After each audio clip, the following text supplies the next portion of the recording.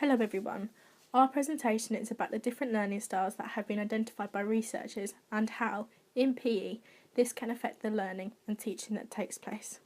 Throughout this presentation, we will be exploring the points above with the main focus being on the learning styles and the benefits that come from identifying these. Before looking in depth at the different learning styles, we first need to understand what the term learning means within education and more specifically in physical education.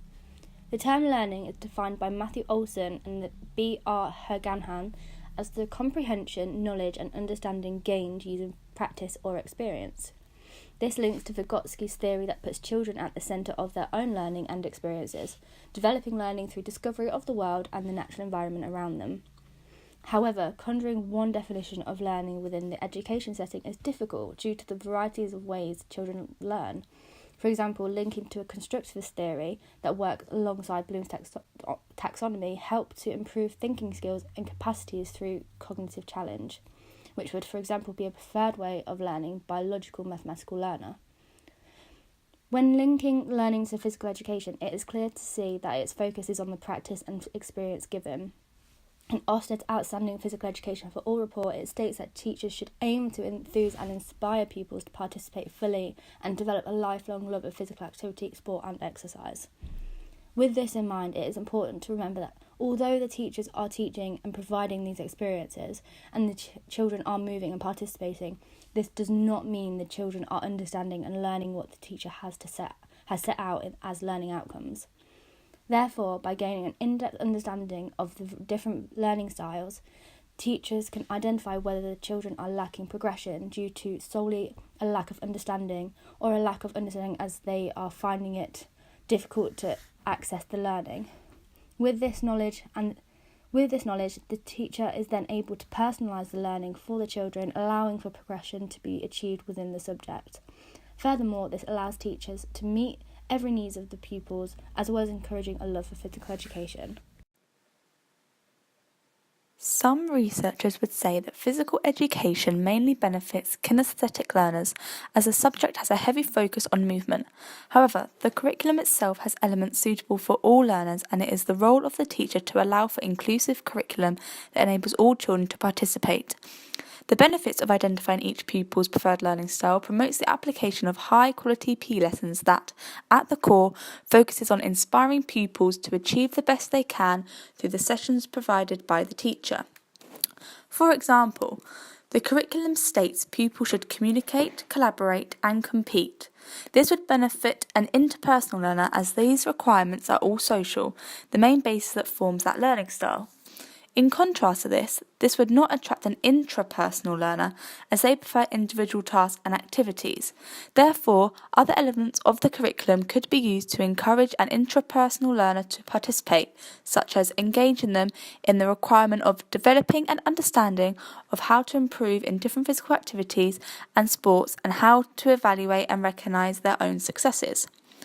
Adapting the lesson to accommodate the needs of the learner ensures attainment is achieved by all. In addition to this, recognising a pupil's individual learning style allows for teachers to take on different learning strategies used within teaching, so a pupil can progress with their learning, setting challenges that suits their needs. By teachers understanding and adapting their lesson to benefit all learning styles, displays knowledge and understanding of how pupils learn and the impacts this has on teaching, which is a statement presented in Teacher Standard 2. This is a highly valuable attribute to obtain, as the personalised teaching shows the teacher understands and can meet the needs of each child, whilst demonstrating accountability of meeting their needs. Teacher Standard 5 states teachers should have a secure understanding of how a range of factors can inhibit pupils' ability to learn and how best to overcome these. Knowing how to overcome children's barriers in learning is essential for inclusion within the classroom, and by teachers knowing their preferred learning style can help identify and set activities that will allow these barriers to be removed. This can also be achieved through the teachers reflecting systematically on the effectiveness of lessons and approaches to teaching, a point made in Teacher Standard 4. As through the consideration of how the different learning styles in the classroom may impact the value and the quality of the teaching, the teacher can then identify what strategies benefited the class and what strategies need to be adapted, thus promoting a love of learning through throughout physical education, as the teaching is constantly being assessed and adapted to suit the needs of each of the learning styles. The role of a subject leader is to take responsibility and leadership of that subject within the school, working collaboratively to create a curriculum that engages the children and allows for subject progression and objectives to be met by each individual. They ensure the management and organisation of that subject is carried out effectively within the school environment to meet the aims and objectives set out by the school and the subject. The subject leaders need to work with other professionals within the school environment, including fellow teachers, senior leadership and the head teacher. Part of their role is to guide, motivate and support other staff members who teach the subject, evaluating the effectiveness of the teaching and learning taking place and giving appropriate targets to both children and staff where necessary. Although other staff members may have different views on how the leadership should be carried out, it is the role of the subject leader to make final decisions, taking into account the opinions of other staff members and adapting the objectives set out in response to this when necessary. The subject leader's responsibilities include meeting the needs and aspirations of each child, raising the standards of achievement within the subject, securing high standards of teaching and learning, ensuring practices are relevant and are contributing to the improvement of education provided, and taking on a role in the development of school policies and practices. This requires them to have an understanding of how their subject has evolved, as well as understanding how, in practice, they can share this knowledge with other teachers so that they can apply it in their teaching. Communication is key in this role, as well as organisation, management and teamwork. When exploring learning styles, Howard Gardner's 8 categories of learning was used and quoted by many researchers. Their view is that all children can be placed within a framework that provides 8 different learning styles. These include natural, linguistic or verbal, logical or mathematical, visual or spatial, bodily or kinesthetic, musical/rhythmic, interpersonal and intrapersonal. By identifying a pupil's preferred learning style means teachers can teach in the best way for their children to learn, allowing them to develop their skills and knowledge successfully within physical education, as well as promoting the love of learning atmosphere and attitude that teachers strive to achieve. In the next slides, the learning styles above will be explained in more detail, with the leaflet handed out to you providing further information to support your understanding. The natural learner has the ability to make unique distinctions in the world of nature, therefore meaning a natural learner works best where there is an interest in nature or they are working in a natural environment. Potential barriers when in the classroom environment, for example during gymnastics or dance, these learners may not be as engaged and therefore make limited progress in the lesson. A PE subject leader would prevent this barrier for learning by bringing nature into the classroom and using themes of nature to inspire and engage. The linguistic verbal learner works most effectively when visual information in the form of written language is used. A linguistic verbal learner would find it easy to express themselves either verbally or through writing. This learner would work well from reading, writing, or with communication. Potential barriers could be their engagement, as this subject relies on physical attributes rather than academic work. PE subject leaders would overcome this barrier by encouraging communication between groups, discussing and evaluating performance to allow the learners to access learning this way. Logical or mathematical learners have the capacity to work with numbers and engage in higher order thinking. They enjoy engaging with activities such as puzzles and problems, number tasks, patterns and relationships. They are often good at using reasoning, logic and problem solving within their learning and are very systematic, organised and loves a challenge. However, they do need to learn and form concepts before they can deal with details. Logical or mathematical students learn best through categorising, classifying and working with abstract patterns or relationships. They will typically work through problems or issues in a systematic way. This approach to thinking means you often support your points with logical examples or statistics and often pick up logic flaws in other people's work, pointing these out to their peers. A potential barrier to learning could be disruptions in the lesson due to giving criticism to their peers when not needed or asked. A subject leader could overcome this by giving clear instructions or feedback when needed to be shared, and use a system like 2 stars and a wish so that their feedback is balanced. You could implement this style preference when teaching PE by asking for reflections of work using comparison and contrast, playing games that stimulate and challenge their way of thinking, using techniques such as 2 stars and a wish when asking them for feedback on others' work, or by using Socratic questioning.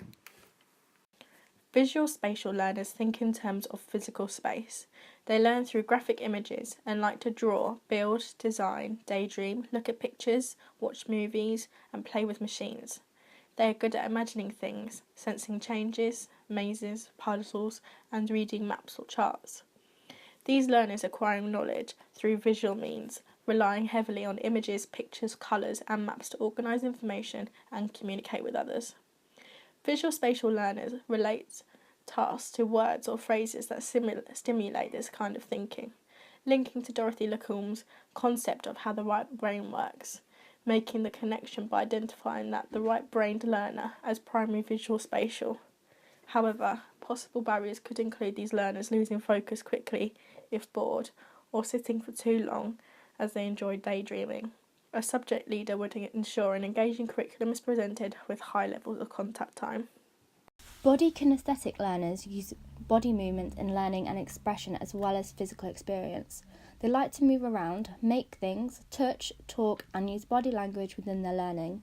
They often excel in physical activities such as sports, dance, and acting, and crafts, and learn best from doing something rather than reading or hear about it.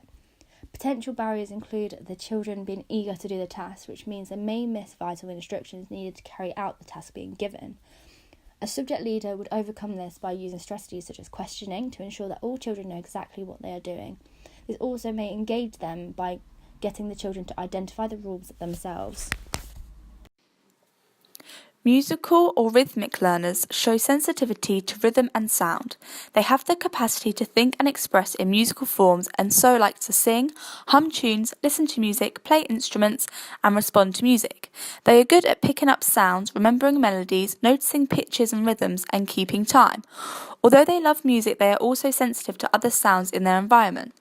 As musical pupils learn best by rhythm, melody, and music, they better assess the learning when music is played in the background or when their learning can incorporate what can be heard with their ears and through vibrations that can be felt.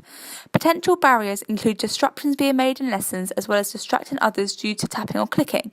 A subject leader could overcome this by allowing them to have a small fidget toy or suggesting tapping and clicking to be done on the learner themselves rather than on the floor or with feet to cause less distractions for others. You could implement the style's learning preference when teaching PE by using music where appropriate, such as in warm-ups or dance sessions, and using multimedia throughout the lesson to engage them more. This can be done through using videos, clips, or songs, and also apps on their phone. Interpersonal learners prefer opportunities to socialise as they learn by sharing and comparing ideas or feelings, cooperating with others, empathising and providing support to others. They appreciate when they are able to relate lesson content personally to themselves as it allows for relevance and meaning to be recognised. These learners are good at understanding people, leading others, organising and communication. Potential barriers for these learners could include class disruptions due to social interactions and the possibility to go off task. A subject leader could overcome this by circulating the classroom on a regular basis to ensure the children are kept on task and understand what is expected of them, as well as giving them extension and challenges when or if they have finished the task early.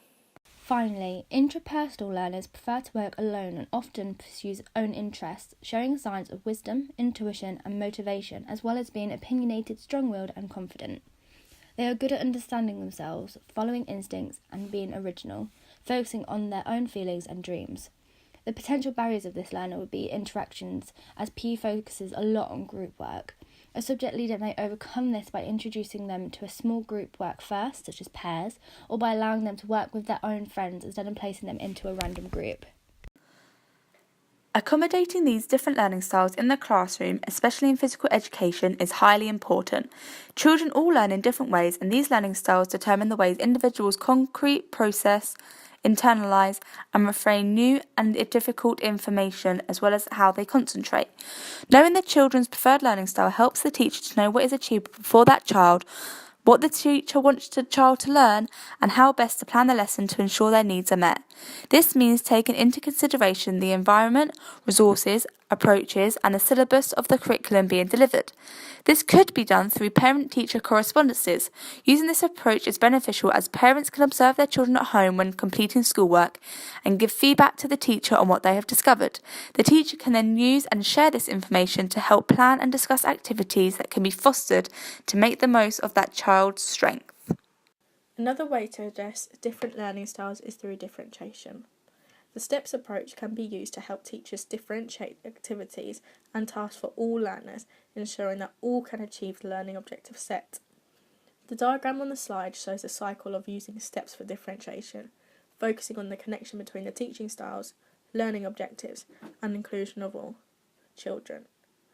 With the increase of participation in physical education in schools means the risk of obesity and chronic diseases are lowered, as well as children gaining the knowledge needed to lead a healthy, active lifestyle, an outline that is recognised in the PE national curriculum.